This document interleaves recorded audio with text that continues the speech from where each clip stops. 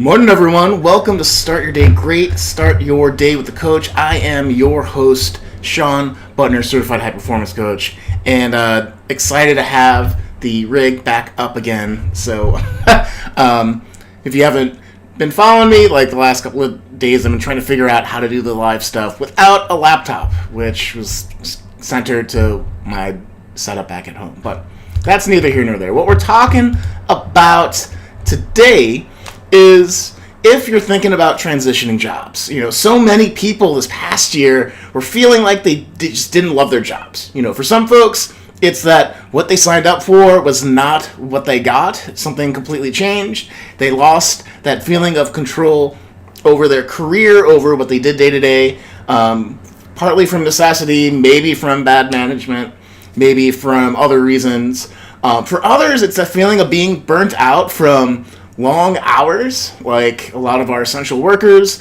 or just not feeling appreciated by the people or companies they were serving. So if you worked in retail and you had a lot of people yell at you for just doing your job, my heart goes out to you. I hope it wasn't too terrible, but the quality of your life is determined by the quality of your work, and a lot of times, because we spend so much time there, and if you spend a lot of time getting a lot of crap at work, you probably are in that zone of how can I switch careers. So being someone that has switched careers quite a bit over the last 15 to 20 years, I thought I'd offer you 5 different ideas or things to think through if you're looking to make that jump, that have helped me actually make the jump and manage that transition a bit better. So if I guess I started out formally being educated in business, going in and qualifying to be a software engineer at Walmart Corporation. So I was a web engineer for a while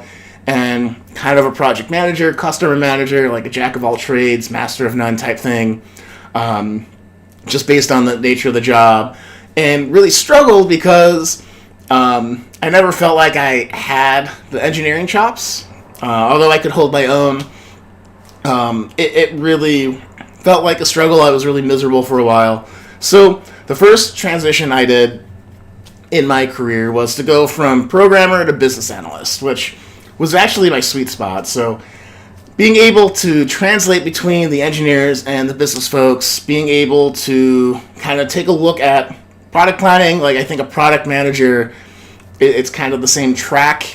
What features do we need for a particular system? How are we gathering requirements? That kind of stuff. It was a little bit more of a social interaction or social facing with technology, and I did really well at that job. And so I did that for a while at Walmart, and then decided, there's something better or something more that I want for my career, right? So I could do something that I'm good at and feel really comfortable at and contribute pretty greatly, or I could take a bet at myself and go into entrepreneurship and try to help people figure out their student debt. So I did that for a while, made that big jump. That was like a year in the making, going through some of these points that I'll share here in a minute. And then when the money dried up in that endeavor, I'm like, okay, well, time to find another job. And Apple popped up. So they were looking for quality assurance engineer. And that was a really awesome job too, because it was a lot of interacting with engineers and project managers, trying to develop tests that were automated to make sure we caught all the bugs that we possibly could before we shipped. So that was a really fun job I did for 5 years there. And then I stumbled on this thing called Certified High Performance Coaching and absolutely fell in love with this work. And so it took me probably about 2 years of really thinking about, okay, if I want to make this my career, how can I transition in Apple? How can I maybe do it on my own? Ultimately,